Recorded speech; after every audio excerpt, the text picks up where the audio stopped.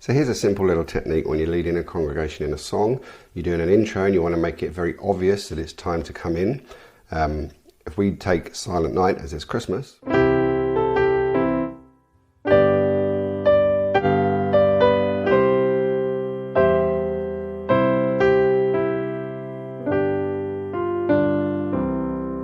what you can do is you can take, it's in the key of C, you can take the fourth chord of the scale, F, and play it over the fifth note of the scale in the bass G, which is, and it's a sort of setup chord that makes it very obvious it's about time to come in. So here we go.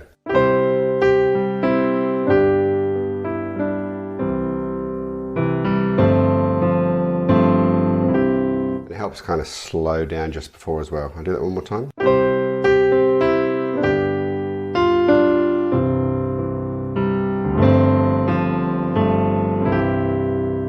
Even go up a couple of octaves.